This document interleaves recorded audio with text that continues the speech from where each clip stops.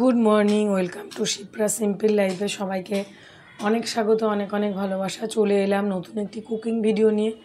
তো আশা রাখছি সবাই যে যেখানে আছো সুস্থ আছো, ভালো আছো। নতুন ভিডিওতে সবাইকে অনেক স্বাগত।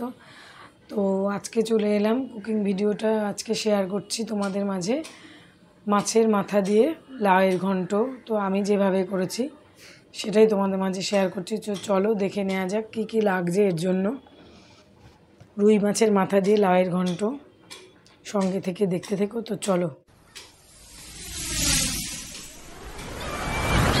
এখানে আমি একটা গোটা লাউ নিয়েছি। লাউটাকে ধুয়ে কেটে নিয়েছি। তারপর মুগ ডাল ভেজে নিচ্ছি।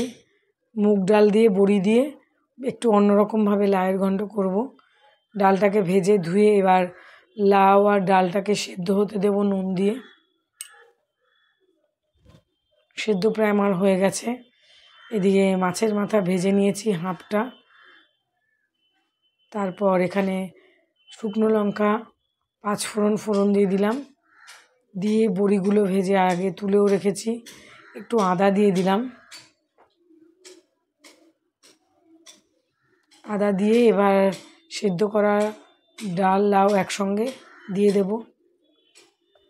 তার আগে একটু নুন দিয়ে দিলাম, যেহেতু আদা দিয়েছি। আদা দিলে বড্ড ছিটকায়, তার জন্য। এবার সিদ্ধ করা লাউটা দিয়ে দিলাম। একটু অন্যভাবে করছি, মুগ ডাল দিয়ে বড়ি দিয়ে লাউয়ের ঘন্ট রুই মাছের মাথা দিয়ে। তো আমি আমার মতন করে শেয়ার করলাম। এবার দেখো মাছের মাথাটাও দিয়ে দিয়েছি। মাছের মাথাটাকে একটু ভাঙার চেষ্টা করছি, তারপর ভেঙে দেব। ভালো করে মাছের মাথাটাকে খুব ভালো করে কড়া করে ভেজে নিতে হবে।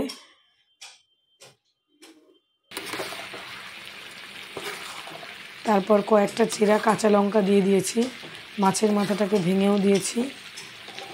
এবার গ্যাসেরটা মিডিয়াম আছে দিয়ে ভালো করে খালি নেড়ে যেতে হবে।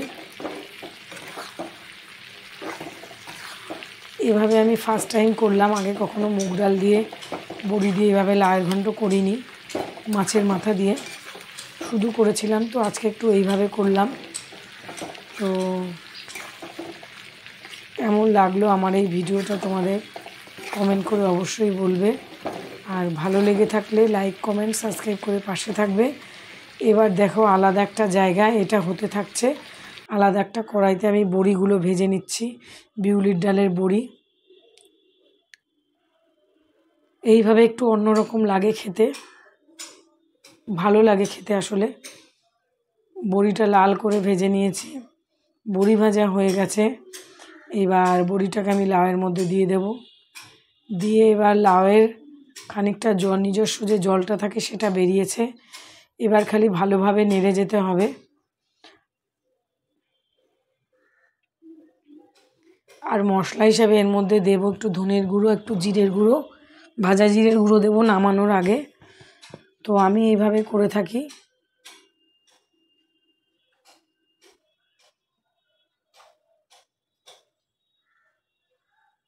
এবার জিরের গুঁড়ো দিয়ে দিয়েছি।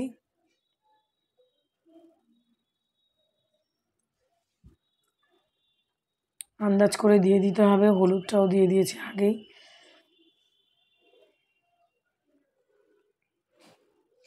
ব্যাস এইভাবেই আমি করেছি।